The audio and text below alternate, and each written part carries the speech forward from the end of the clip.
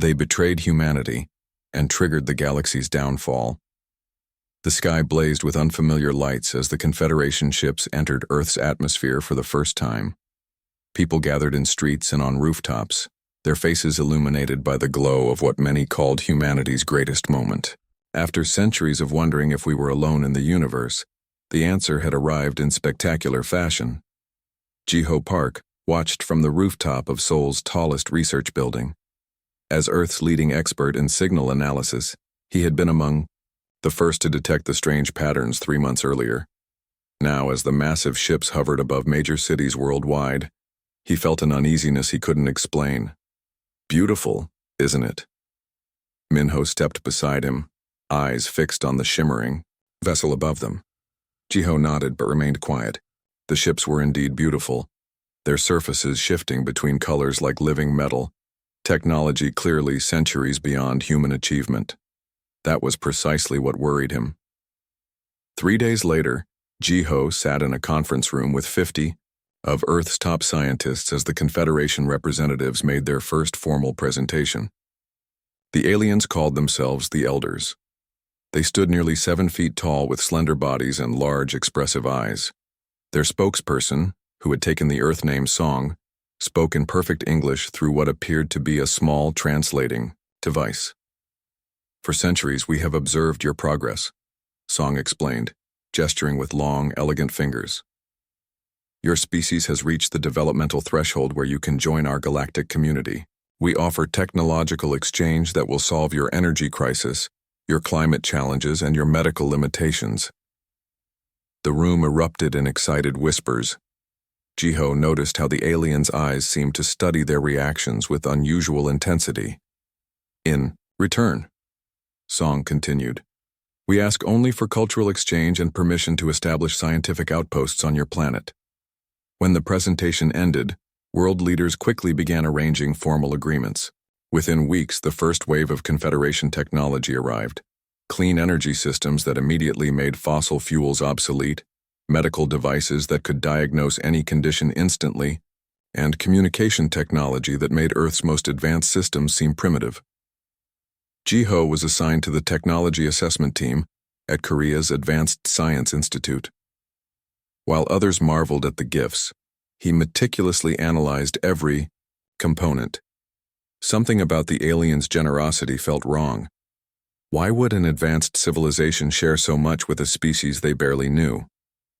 3 months after first contact, Jiho noticed something strange in the programming of the medical devices. Hidden beneath layers of code was a secondary system that activated only when scanning human neural patterns. He worked through the night, bypassing security protocols until he accessed the hidden program. What he found chilled him. The devices were mapping human brain functions in extraordinary detail and transmitting the data back to Confederation ships. But more disturbing was what appeared to be preparation for some kind of modification protocol. The next morning, Jiho tried to share his findings with the Institute director, but found himself blocked at every turn. His access codes, suddenly, didn't work. His email to government officials bounced back. Even his phone calls to colleagues went unanswered. That evening, as he walked to his apartment, a government car pulled alongside him. His old friend Haewon opened the door. "Get in," she whispered. Quickly. Once inside, she showed him her tablet. On it was classified footage of a secret meeting between high-ranking officials and the Confederation representatives. The aliens were demanding faster implementation of their neural interface technology, which they claimed would harmonize human thought patterns. "They're controlling our leaders somehow," Haewon said. "Anyone who questions the technology is being quietly removed from their position." Jiho felt his heart racing. "The devices I analyzed, they're designed to alter our brain function. Not just monitor, but change how we think." "There's more," Haewon said, her voice barely audible. "I found communications suggesting Earth is just one of dozens of worlds they've approached. And the others? After full implementation of Confederation technology, they all underwent dramatic social changes. They stopped innovating, became entirely dependent. They shared a look of understanding. Humanity was being systematically enslaved, not as obvious conquests but as willing participants in their own subjugation." We need to gather evidence and find others who suspect the truth, Jiho said. Before it's too late. Outside the car window, a new Confederation ship descended from the clouds, its beautiful lights masking the darkness of its true purpose. 3 years had passed since first contact. On the surface, Earth thrived with Confederation technology. Clean energy powered every home. Disease rates had plummeted. The neural interface, a small device behind the right ear, connected humans to the global information network. Most people considered it humanity's golden age. But deep beneath Antarctica's ice sheets, a different story unfolded. Jiho Park descended the hidden elevator shaft with Haiwan. The resistance base, carved from ancient ice caves, buzzed with quiet activity. 50 of Earth's brightest minds worked at stations filled with equipment, some Confederation, some human, all modified to prevent detection. The latest neural mapping shows a concerning pattern, said Dr. Sang-min, their medical expert. He pointed to brain scans displayed on the wall. The interfaces are slowly changing how people think. Creative centers show reduced activity. Risk assessment areas are being dampened. Jiho nodded grimly. In the past year, he had watched friends and colleagues change. They became more accepting of Confederation directives, less willing to question authority. Patents for new human inventions had dropped by 87%. What about the counter device? Jiho asked. Haiwan led him to a sealed lab where Minji, their top engineer, worked on tiny chips that looked like Confederation technology but functioned very differently. It creates a buffer between the neural interface and the brain, Minji explained. From the outside, everything looks normal, but inside, the person remains free. The resistance had carefully placed members in key positions around the world. They now had people inside Confederation installations, government offices, and communication centers. Each wore the counter device, appearing compliant while gathering critical information. That evening, a young resistance member named Dai Jung burst into the command center. We intercepted something big, he said, catching his breath. Presidential meeting, highest clearance. I wasn't supposed to be there, but their regular technician got sick.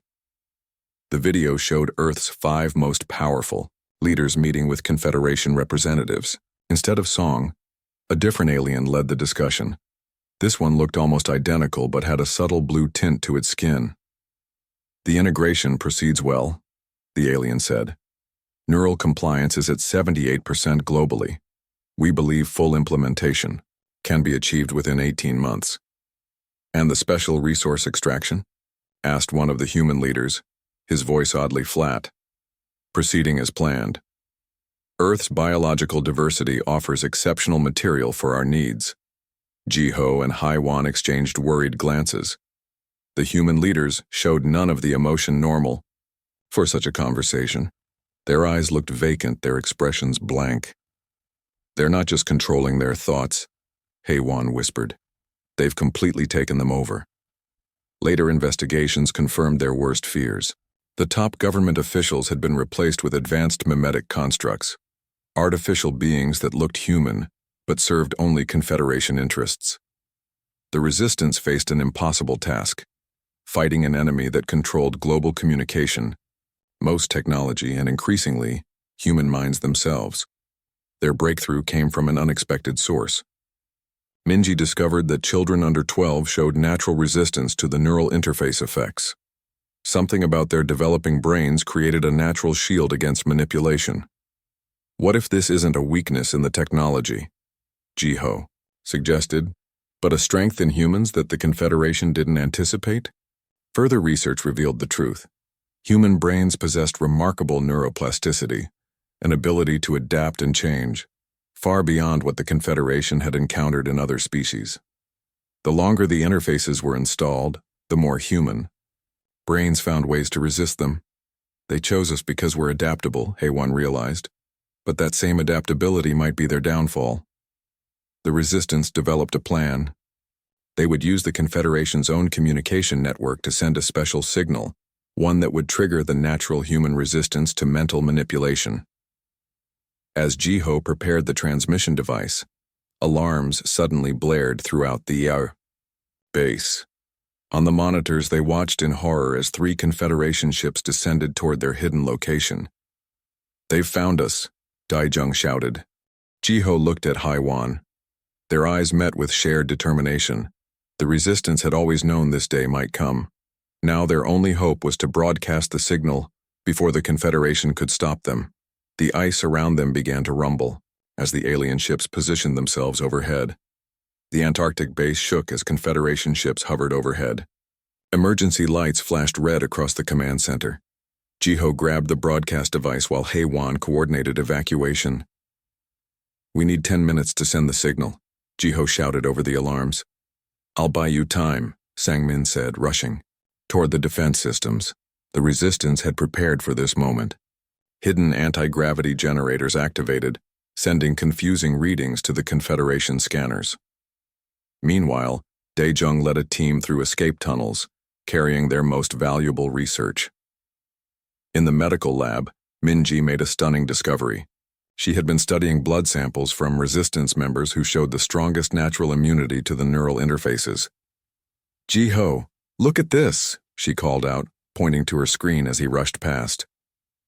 He paused, glancing at the genetic analysis. What he saw made him forget the danger for a moment. Human DNA contained marker sequences unlike anything in the Confederation's genetic database. These markers appeared designed specifically to resist external control and enhance adaptability. We weren't randomly chosen, Jiho realized. There's something in our DNA they want, or fear. A violent explosion rocked the base. Through breaking ice, Confederation soldiers descended. Tall, graceful beings whose movements seemed too perfect to be natural. Sungmin's defense systems engaged, creating energy fields that slowed the invaders. But they kept coming, their weapons cutting through the barricades. Jiho connected the broadcast device to their main power source. He needed just 5 more minutes to configure the signal that would awaken human resistance worldwide. "The east tunnel is compromised," Haiwan reported. "Minji, take the western route with the research data." As chaos erupted around them, Minji made a decision. Instead of escaping, she uploaded her genetic findings to the broadcast signal. If humans worldwide learned how special their DNA truly was, it might strengthen their natural resistance. Outside the base, a Confederation command ship landed on the ice. From it emerged a being different from the others, taller, with skin that shifted colors like flowing mercury. This was a High Elder, rarely seen by humans. In the command center, Jiho worked frantically as the walls around him crumbled. The broadcast signal was nearly ready. 3 minutes remained. Confederation soldiers breached the main chamber.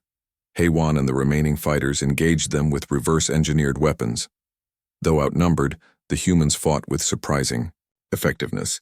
Each time the aliens adapted their tactics, the humans adapted faster. The High Elder observed this through the eyes of its soldiers and recognized something it had not seen in 10,000 years of conquest. A species evolving its defenses in real time. Jiho activated the signal just as the ceiling collapsed. The broadcast pulsed through Confederation networks, reaching neural interfaces worldwide.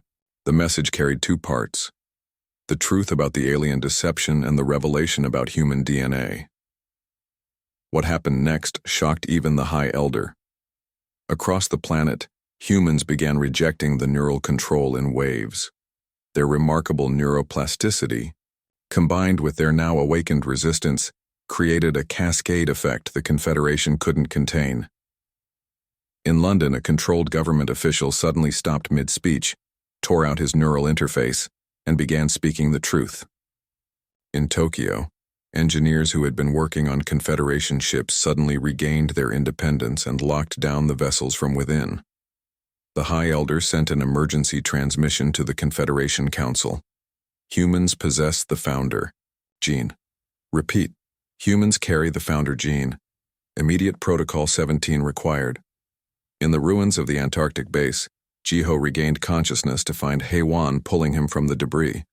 "It worked," she said, showing him a tablet with news feeds from around the world.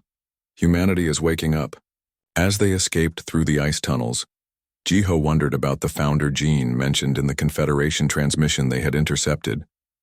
Who had created humans with this special resistance? And why had the aliens reacted with such fear, when they discovered it? The answers would change everything they thought they knew about human history and the future of the galaxy. 6 months after the Antarctic base attack, the resistance had grown into a global movement. Ordinary people now called it the Awakening. Ji-Ho and Haewon coordinated operations from a hidden facility beneath the ruins of Seoul. The city above showed the scars of Confederation retaliation, buildings damaged by targeted strikes against awakened humans. But the aliens had underestimated humanity's resolve. Ji-Ho studied the holographic map showing resistance strongholds across the planet. Green dots represented fully liberated areas where people had removed their neural interfaces. Yellow showed contested regions. Red indicated areas still under firm Confederation control. The Southeast Asian region is almost completely free, Haewon noted. Africa and South America too, but they're tightening their grip on major technology centers. Minji entered with exciting news. The reverse engineering team succeeded. We can now access their ship's navigation systems. This breakthrough came from an unexpected source. The Resistance had discovered that humans who had worn neural interfaces the longest had developed unique neural patterns. Once freed, these individuals could intuitively understand Confederation technology at a level that shocked even the aliens. Shin-Woo, a former computer programmer who had worn an interface for 3 years, now led the technology team. His mind had adapted to process information at speeds approaching artificial intelligence. Their ships operate on quantum entanglement principles, he explained, but they never considered that human consciousness could interact with the quantum field directly. Our brains adapted to their technology in ways they never anticipated. The Resistance plan was audacious. Simultaneously hijack 12 key Confederation vessels across the planet. From these ships, they would access the Central Command Network and broadcast the truth to all subjugated species in the galaxy. On the day of the operation, Ji-Ho and Haewon watched anxiously as strike teams moved into position. Each team included humans with specially adapted neural capabilities, the very adaptation the Confederation had accidentally created. Team 1 in position at Tokyo Ship Dock, came the first report. Team 6 ready at Cape Town Landing Zone, followed another. One by one, all teams reported readiness. Ji-Ho gave the signal to begin. Across the globe, resistance fighters moved with perfect coordination. Using technology developed by Minji, they bypassed Confederation security systems, designed to detect traditional weapons or explosives. The teams weren't armed with guns. They carried modified neural interfaces that could connect directly to Confederation systems. In orbit above Earth, Yu Jin commanded the Resistance's first captured spacecraft. A former airline pilot, she had discovered an instinctive ability to fly alien vessels after her awakening. Enemy ships are maintaining standard patrol patterns, she reported. They haven't detected us.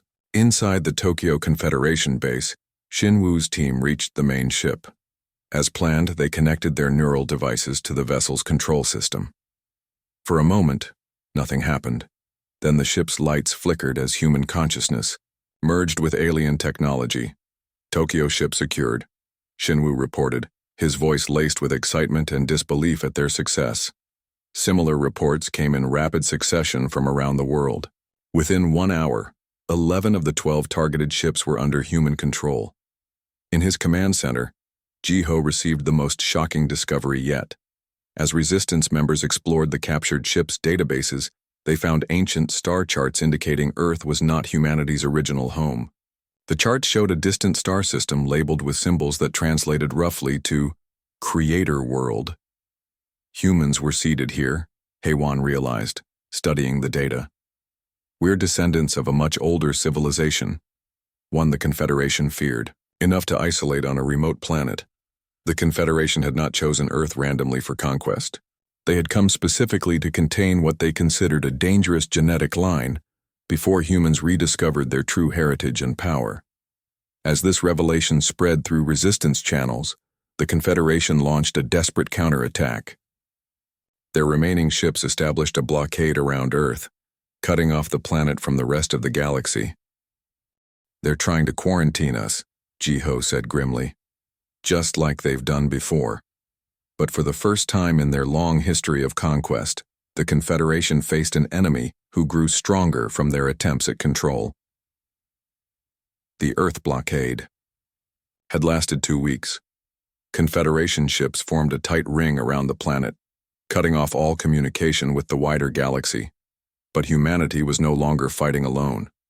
Eugene's ship hovered near the edge of the solar system, hidden behind the shadow of Neptune. Her crew watched in awe as the first Allied vessels appeared, ships from worlds previously subjugated by the Confederation. The broadcast from Earth's captured vessels had spread through the galaxy like wildfire, igniting rebellions on dozens of planets. The Arcadians have sent 3 battle cruisers, reported Taemin, the communications officer. The Velox Collective is contributing a stealth fleet. 7 other species are joining the fight. Eugene nodded solemnly. After centuries of isolation, we're finally meeting our galactic neighbors in the middle of a war. Back on Earth, Ji-Ho and Hae-Won prepared for the final phase of their plan. They had decoded enough of the ancient star charts to understand humanity's true importance in the galactic order.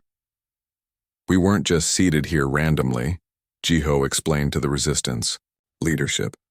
We're descendants of the Founders, the species that established the first interstellar civilization before the Confederation overthrew them. Our adaptability isn't an accident, it's our inheritance. The Resistance had gathered their most powerful telepaths, humans whose abilities had exponentially increased after removing their neural interfaces. Together they would attempt something never before achieved, a direct mental link with the pure energy beings who controlled the Confederation from the shadows. In high orbit above Earth, the Allied fleet engaged the blockade. Ships from 17 different species fought alongside captured Confederation vessels piloted by humans. The battle illuminated Earth's night sky like new constellations being born. Meanwhile, in a protected chamber deep beneath the Hawaiian Islands, Ji-Ho, Hae-Won, and 20 others sat in a circle around an ancient artifact recovered from a Confederation ship. The device, older than the Confederation itself, hummed with energy as the humans joined minds through it. Their consciousness reached across dimensions, pushing through barriers of space and perception. Suddenly they found themselves in a realm of pure energy, the true home of the Confederation's masters. These beings appeared as swirling vortices of light, ancient beyond comprehension. For eons they had manipulated physical species, fearing any who might evolve to join them in their energy state. You have hidden the truth for too long, Ji-Ho's consciousness projected.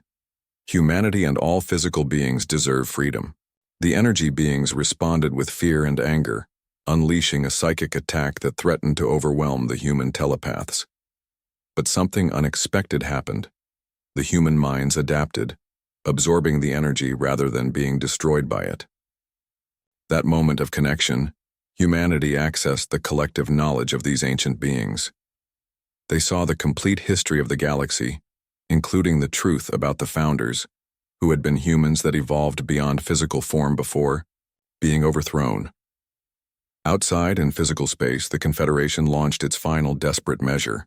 Their remaining ships positioned themselves around Earth's sun, preparing to trigger an artificial solar flare that would destroy all life in the solar system. Eugene and the Allied fleet raced to stop them, but they were outnumbered. The situation seemed hopeless until across the galaxy, something remarkable occurred. The connected human telepaths projected their newly discovered knowledge to all species simultaneously. The truth spread instantly through neural networks and communication systems. The Confederation had been built on lies. Physical beings were not inferior, they were evolving toward something greater. Confederation ship crews, themselves physical, beings controlled by the energy entities, suddenly found themselves free.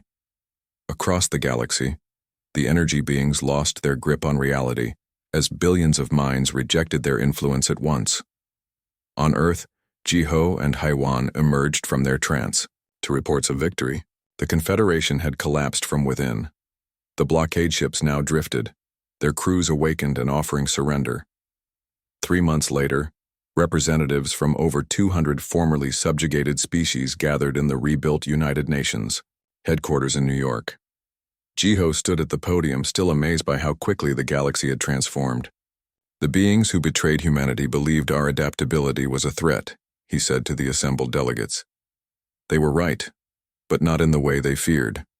Our gift wasn't for destruction, but for connection. Today we begin building a new, galactic community based on cooperation rather than control.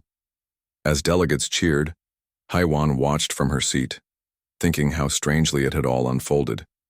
The very act that was meant to enslave humanity had instead triggered a liberation that would echo across the stars for generations to come.